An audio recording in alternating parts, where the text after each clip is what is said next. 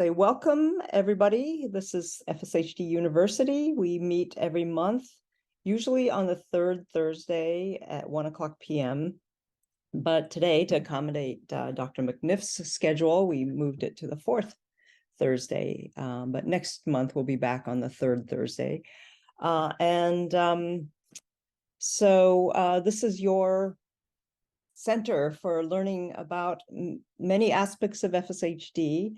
From research to living with to a whole host of things that we hope you'll find useful. And so today we are going to be hearing from Megan McNiff at the John Walton Muscular Dystrophy Research Center in Newcastle University in the UK.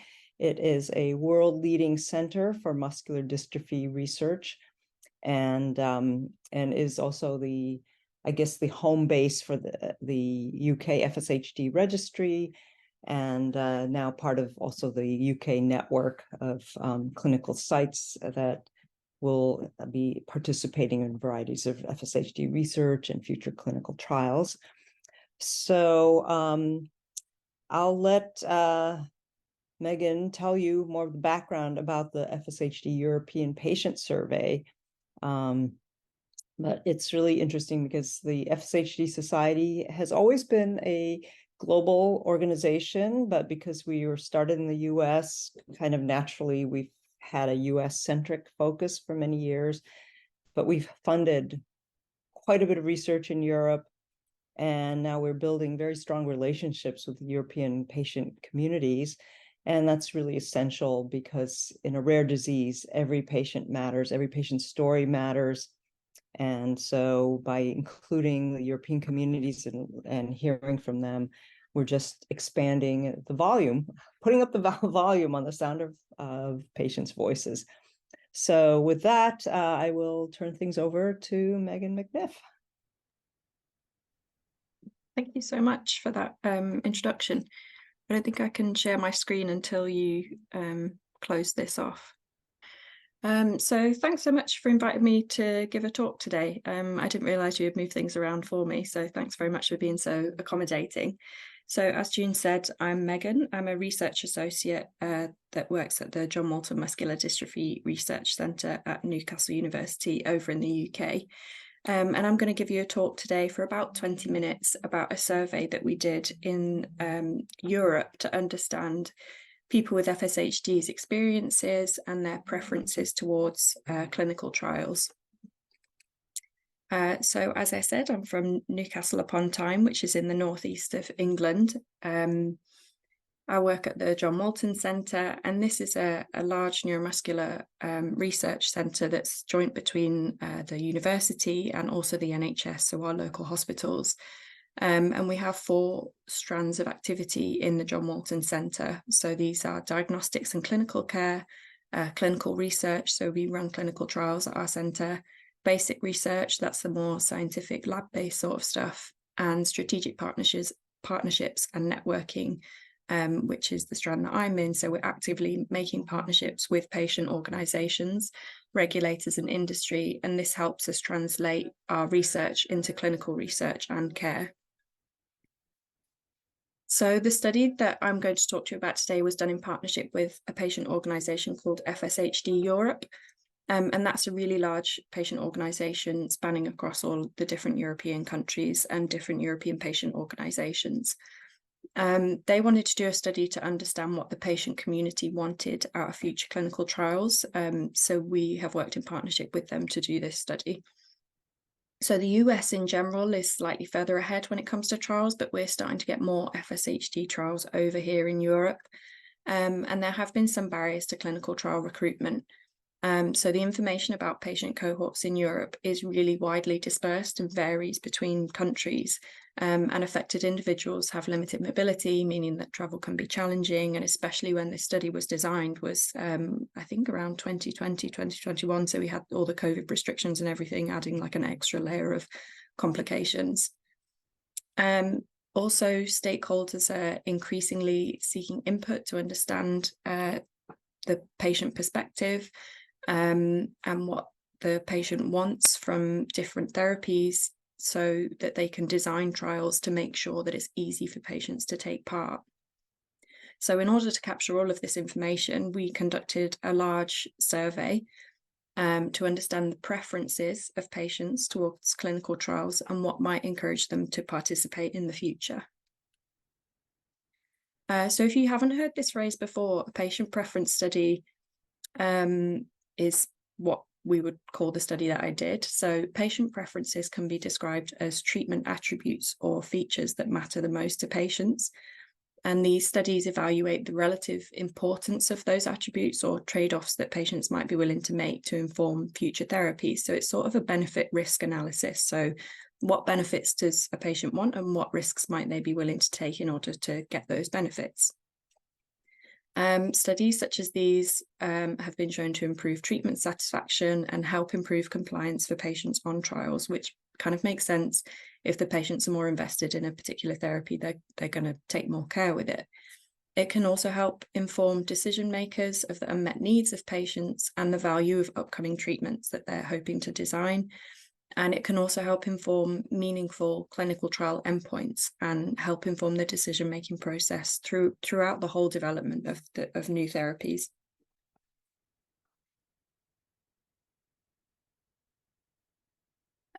So we, like I said, we did a large survey. This was made available online for a period of 3 weeks last year, I think it was. It was translated into 6 languages to allow for better participation of different patient groups across Europe. So this included Dutch, French, Italian, German, Spanish, and of course English. It was shared by FSHD Europe through their networks, including social media, national patient organisations, and patient registries. And this took quite a lot of coordination by them, and I'm really grateful to their help with this. And it was quite challenging to organise between the different countries. So the areas to address in the survey that we were hoping to get answers on were firstly participant demographics. So demographic information to understand the representation and diversity of people that were taking part in the survey. The next section was on the progression of their disease and the impact that this had on their daily lives. So what's the level of mobility that people have and how effective they felt their current medications and therapies were at treating their symptoms at the moment. The next section was decision making. So what might encourage someone to take part in a trial or what would discourage them from taking part. And finally, expectations. So what do people see? What do people want to get from new therapies and what would people see as a good outcome from a clinical trial? In the interest of time, I'm going to give a bit of a brief overview and put more focus on the clinical trial decision making. But at the end of the presentation, there is a link to the report which we produced for patients, which is much more comprehensive and contains all of the responses, especially about the progression and the impact of the disease. If that's something you're interested in, have your phone ready at the end and there's a QR code that you can scan. So demographics. So we had over 1,200 responses, which was really amazing. I wasn't expecting to get that many, but we excluded a few people just if they were outside of Europe or if they didn't have a formal diagnosis of FSHD, we took them out of the analysis. So we ended up with this 1,147 people, which was really amazing. And the map here shows where we had the best responses. And it sort of reflects the translations that we did and the reach of FSHD Europe, who do have affiliations with patient organisations in each of the countries in blue. So you can see from the UK, we had about 350 participants, about 250 from Germany, between 100 and 120 from France, Italy and Spain, and about 80 from the Netherlands. And then all the countries in the sort of purpley lilac colour. It was just a handful of people that obviously follow different patient organisations across Europe. So the majority of people that took part were patients themselves. Only about 5% were caregivers, but 3% said they were both a patient themselves and a caregiver with someone with FSHD. And it was about a 50-50 split of males and females that took part. And there was a really large age range of patients that we got information for. So from age 2, obviously that was a caregiver that filled out the survey for their child, to the age of 86.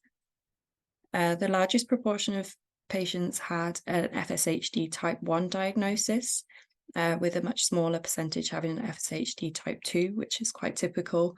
But there was a chunk of patients that said they did have a formal diagnosis, but they couldn't remember whether it was 1 or 2. And another set of patients that said they had a formal diagnosis from a healthcare professional, but they hadn't had genetic confirmation.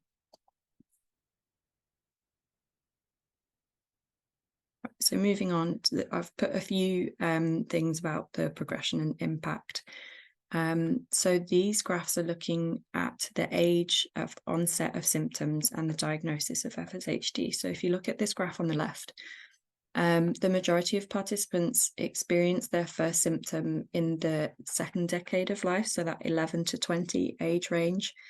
So facial weakness, which you can see in that pale green colour, was more common in infants with scapular winging, so the protruding of the shoulder blades becoming more common in children and young adults, and weakness in the legs and feet, which you can see in that purpley colour, being more common in adults. But this graph shows to me just the real variability in symptoms that people can present with, which is why FSHD can be difficult to diagnose sometimes, which you can see from the graph at the right, the age at diagnosis. The most common age range still is that 11 to 20, but there is a bit of a shift to the right. So obviously it is taking time for people to get a formal diagnosis.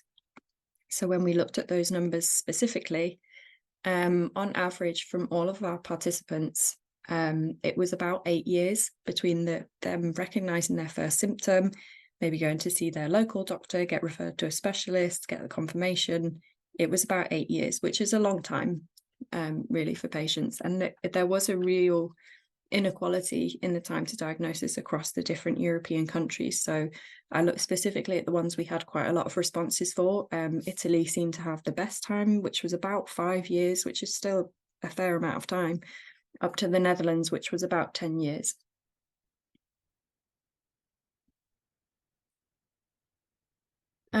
So you're going to see a few of this type of graph coming up. So I hope it's easy enough to understand, but I will talk you through them. So this graph is asking the question, what symptoms cause you the most difficulty in daily life? So on the left, you can see a list of things that we've asked the participants and asked them to rate from 0 to 5, 0 being zero, like no difficulty in the dark green, to 5, which causes great difficulty in their daily life, which is a red, so it's sort of a traffic light scale. The symptoms that they rated to be most difficult for participants were mobility related, which is understandable, which is general muscle weakness, difficulty using arms and hands, impaired mobility, and as well as fatigue, energy and endurance also came up as something that caused difficulty for patients. So moving on, I'm going to talk about the decision making in clinical trials. So this question was looking at what would encourage you to take part in a clinical trial.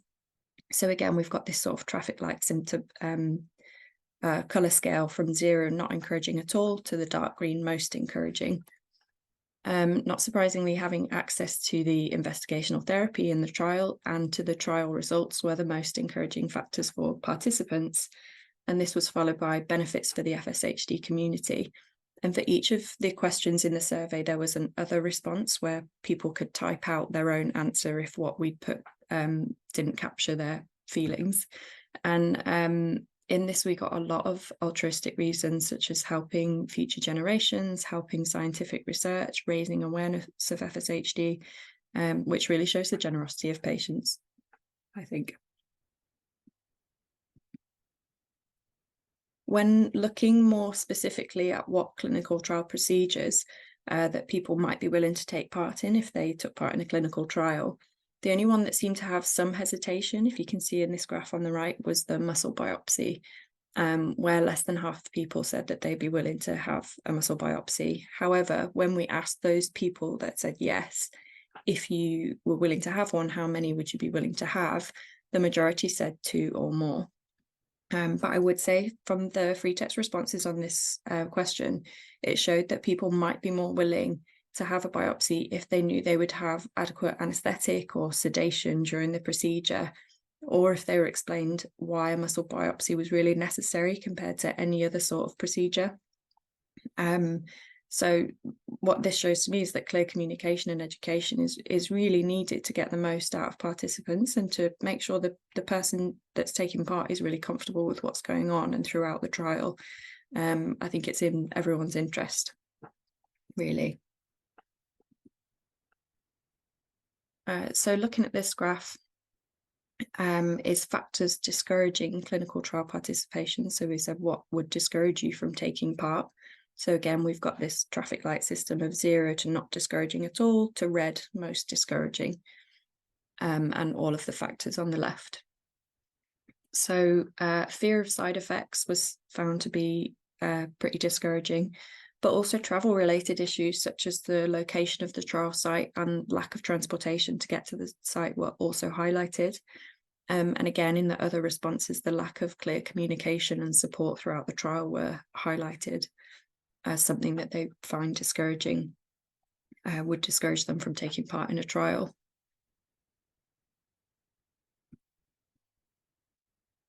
So again, when we ask specifically about procedures, is there any specific procedure that would discourage you from taking part? The largest majority was muscle biopsy, again, which is this pinky colour and the green colour. But nearly a quarter of people said that nothing would discourage them, which was pretty brave.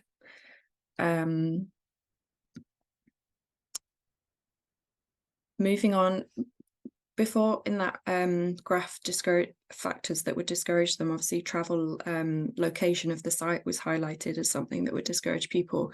But when we specifically asked travel related questions, the majority of people, so you can see in this first graph, would be willing to travel for quite some time. Obviously in the US, I know that travel, I think people seem to want to drive for longer. I don't know if that's me, just a totally biased experience, but things are a lot closer in Europe, so you tend to drive a bit less. So driving for 5 hours in the UK, that would get you to the other side of the UK basically, and people would be willing to travel that distance, and as well that they would be willing to stay in a hotel that was suitably equipped to meet their needs. And it's really important that that's highlighted to people that are booking travel and are booking hotels for trials. This graph here on the right, we wanted to understand if traveling is really tiring for people, how long they might need to recover before taking part in some tests. So if someone's just traveled for hours and hours and is really exhausted by this, jumping straight into a strength test as part of a trial, you're not going to get the best results.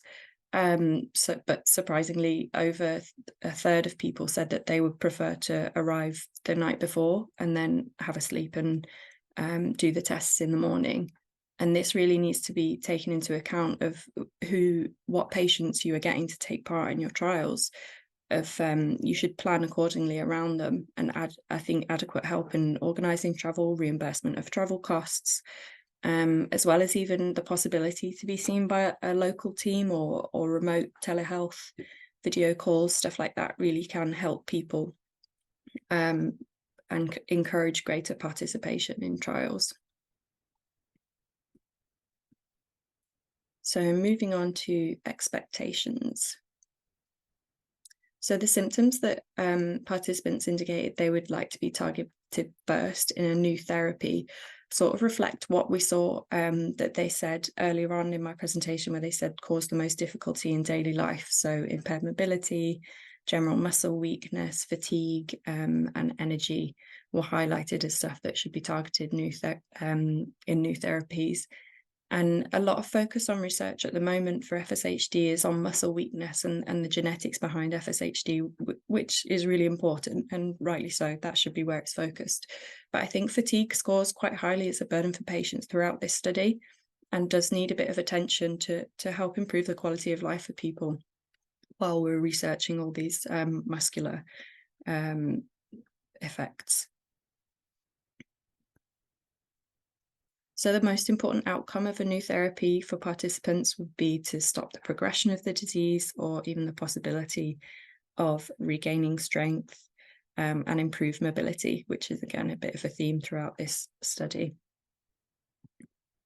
And when we asked about social benefits, So what would they see as important social benefits of taking part in a new therapy?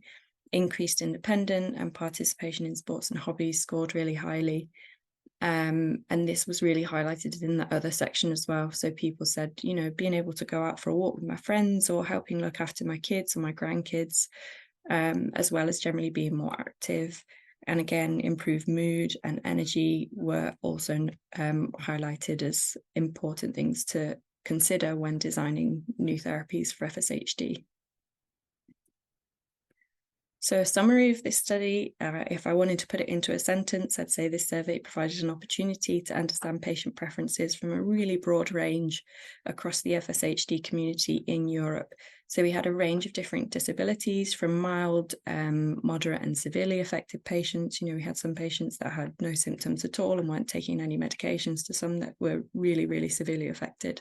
We had a whole range of things, which was really useful for us. A really large age range as well, from 2 to 86. I think the average age was about 50. And diagnosis as well. So we have both FSHD 1 and 2 patients. So one of the things that was continuously brought up in the other responses, so where the patient could type in whatever they wanted, was around the information that's given throughout a trial and the communication between the patient and the trial site. So from the outset, there really needs to be open and clear communication for both prospective participants and current trial participants. And this could really help improve recruitment and improve patient experiences overall. For example, several participants note that they'd taken part in a trial and never heard anything back, and never seen the results of it, which was not good. It was not a good experience for them. So feeding back is clearly an important thing that we need to consider. And the expectations of participants also needs to be managed, and they need to understand the timelines of a trial. Because I think sometimes we forget that in science is that it can take a long time, even just to get the results and analyze them and publish them. That can be years in the making. But if you told that to the person from the outset, they would maybe be a bit more understanding. And also that support should be given in case throughout the trial, and especially if a trial terminates early, if support could be available, that would be really useful. So this can be a joint effort between trial sites, sponsors and patient organisations to contribute in ensuring accurate and relevant information on potential therapies is available in an accessible format. And further funding in patient education initiatives, as well as communication for healthcare professionals, could help bridge this gap.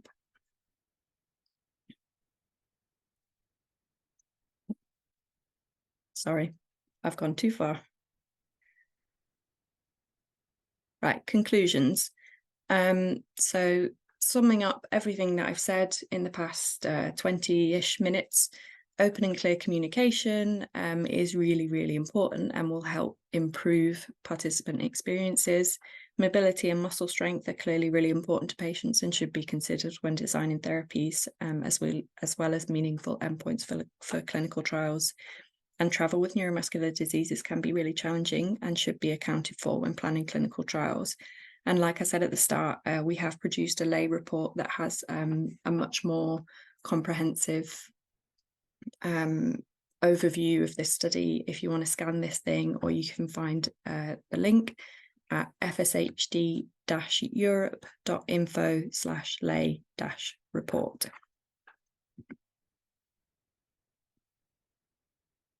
So I just want to say thank you to a few people that helped us do this study. So obviously everyone that took part, it's invaluable. Please help us researchers if we approach you for studies.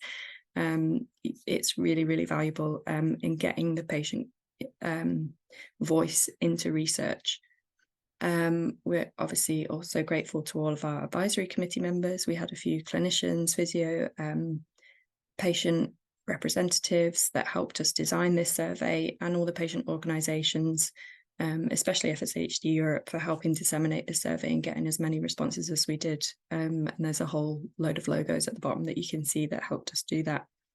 Also note that this study was supported by Roche Physiotherapies and Fulcrum Therapeutics, and the results of this has been fed back to them, so that when they're designing trials, and I know Fulcrum has a few trials on the go at the moment, that they're aware of this. And thank you for listening. Thank you so much. Let's see, I think we could probably unshare slides so we can have some questions. People, please feel free to use the Q&A function to post your questions and we'll read them out. And well, there's already one in here. So there's a question asking, did you compare data between any groups, specifically children versus adults? I'd be curious to hear if you learned anything specific about any differences between those populations. So we did look at age, gender, and something else, but we didn't really find any significant differences, which is surprising when, you know, you do see the difference in severity and things like that. But I think even we looked at the severity of disease by if they're in a wheelchair or what mobility aids they use, and we still didn't see any difference.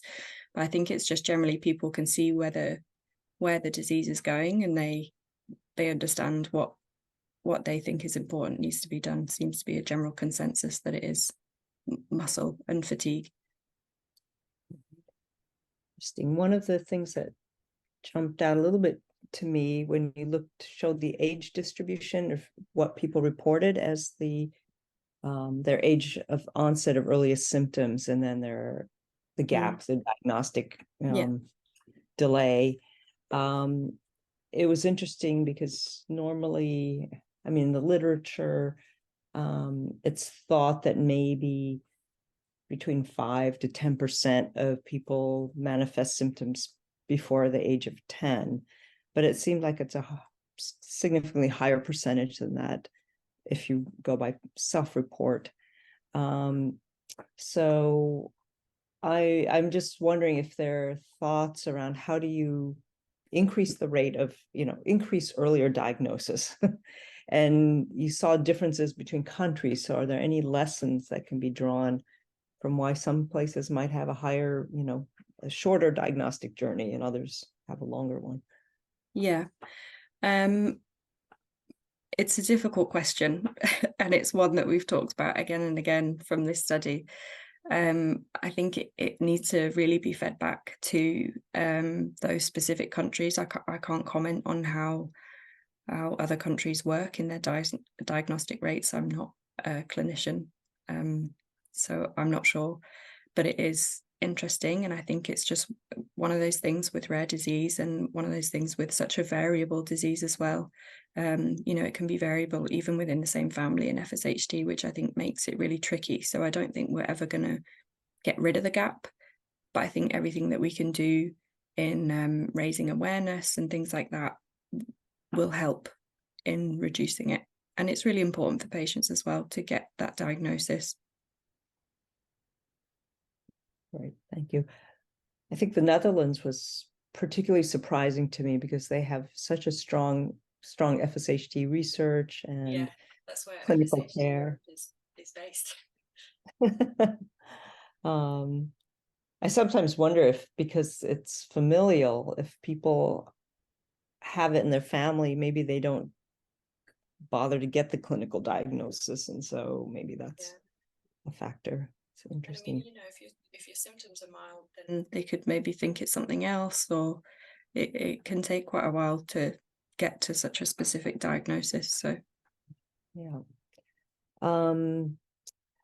And I'm curious, the other thing that popped out to me was the high rate of concern about muscle biopsy, and I can understand that just nobody wants to be be cut open.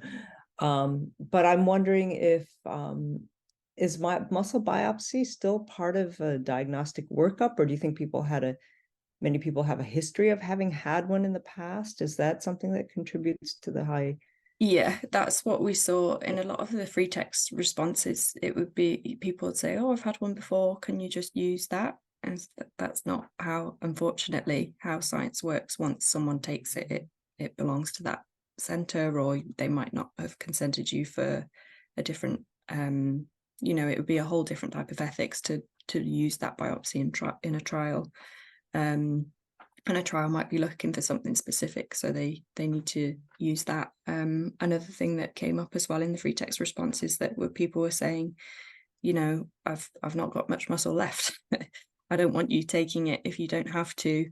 And I think that what I meant about the education was some people were saying, oh, well, I would if it was really necessary, or like I'm not sure, maybe if I talked to the doctor about it, or had adequate sedation. And I thought, well, they should give you adequate sedation. Like, I don't think that's a question that you should have to consider, but obviously it's not known to patients what it can be like, or maybe it's a bit scary. I mean, I don't think that's unique to FSHD. We see that in a lot of neuromuscular diseases. I think it's just quite a scary thing in people's minds that a bit of education and a good talking through it with your doctor might make everyone feel a bit more comfortable. Right. Do you know if muscle biopsy is part of a workup, still a diagnostic workup in European countries? Sure. Okay. All right. And the patient education piece was really interesting. I completely agree with you that communication, if someone volunteers for research study, I feel like the researcher has an ethical obligation to report back, and it's also just a good practice. I mean, if you want to have people stay engaged and be willing to engage, participate in future studies. Yeah. I mean, that's where places like the FSHD Society and FSHD Europe are so important, because even reaching patients that their doctor might not be, I don't want to say they're not informed, they're not up to date on the hottest research if neuromuscular diseases aren't their speciality, or FSHD isn't their speciality. So if patient organizations and things like that continue to make sure that patients are informed in different ways, then maybe they can take that to their doctor. It's just good for everyone all around, I think, to keep funding these sorts of initiatives. Yeah.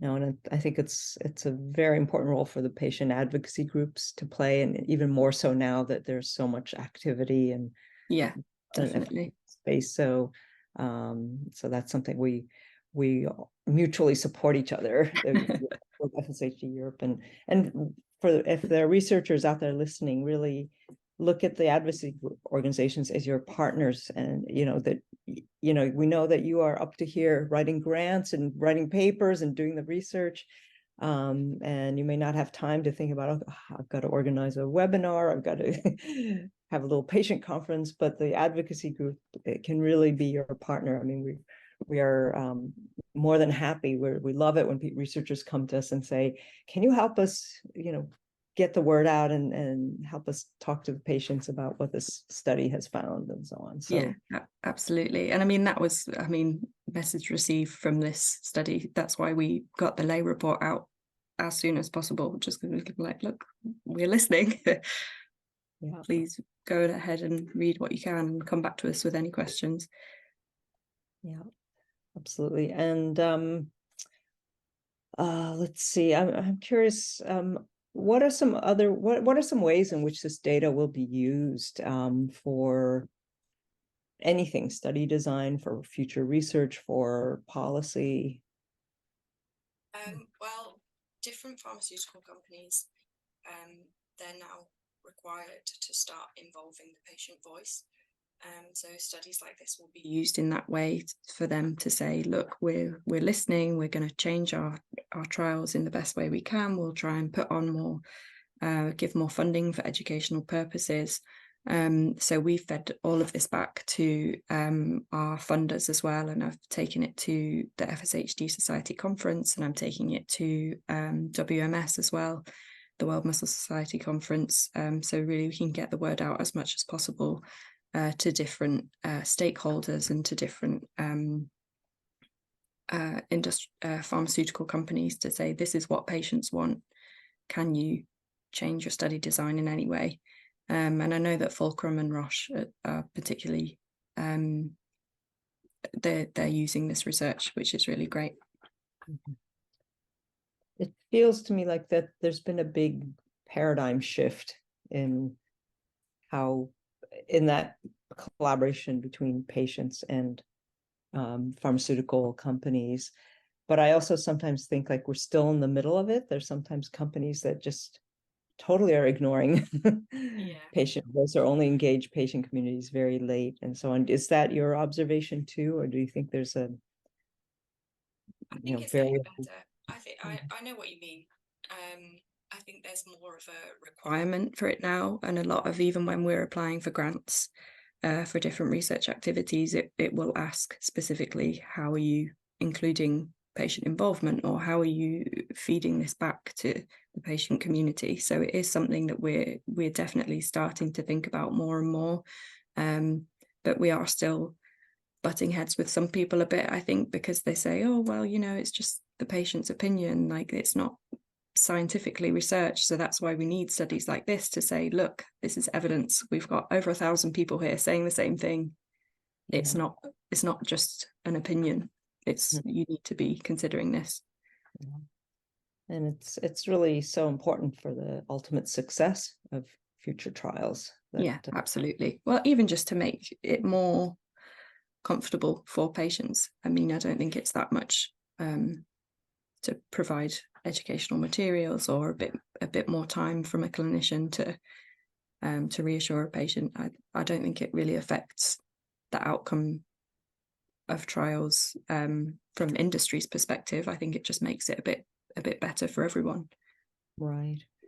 Well, I think though, as there are more trials in FSHD, and I think almost all of them, all of the ones I know of now are international trials. It's because you need them to be able to recruit enough patients, and also they're starting to pile up. Like you can't have too many trials for FSHD in one location, so you've got to spread out. And so I think the entire community has a stake in making sure that every location, every country, every patient advocacy group and research group, no matter where they are kind of on the same page in terms of the commitment they need to make for patient, engaging patients as partners in studies. Otherwise, these trials are not going to be successful. I mean, at least that's what we think anyway. Yeah, we agree. And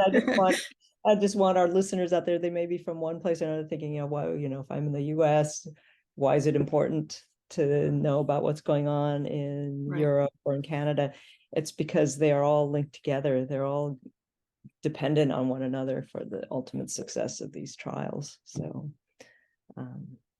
So anyway, we really appreciate the work you've done with this survey and for taking the time today to explain the findings, which I think are just fascinating. I just keep drilling into and having more and more questions and look forward to hearing more about it. So thank you so much. Thanks, everyone. All right. And I'll just make a quick announcement about our next meeting. Next FSHD University webinar is on Thursday, September 21st at 1:00 p.m. Eastern Time.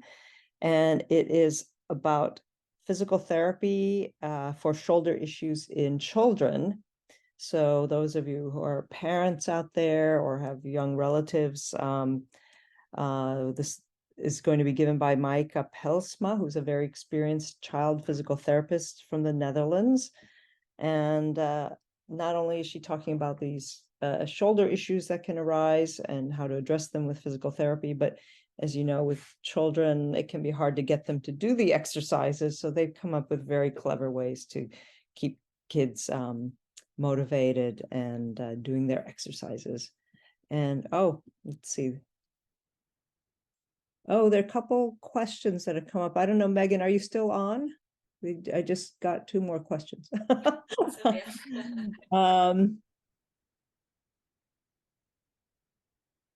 Let's see. I'm wondering how you define fatigue in these. I don't know if the survey defined them, or is it a researcher? Like, is it defined as a need to sleep or muscle tiredness, or the person just not feeling up to being active? We described it as sort of the energy of the person and the endurance that they have throughout the day. So it's still a bit subjective, but that's how I would read it. I'm not sure if that answered your question. Okay. And I think and then there was just a comment. The person says, it's interesting. I didn't expect to see some of my reservations about participating be as much of a concern to others. Things like the muscle biopsy and the follow-up with study results and side effects. But that's why these studies are really useful, because you find out if something's just one person's opinion or shared by a lot of other people. Yeah, absolutely. I'd really encourage you to go and read the lay report and Right. see if you see anything else in common. It'll be interesting to hear. Yeah, great. Okay. Well, thank you again. And maybe we'll see you at a future conference, Megan, and we'll see our audience next month at FSHD University. Thank you. Bye, everybody.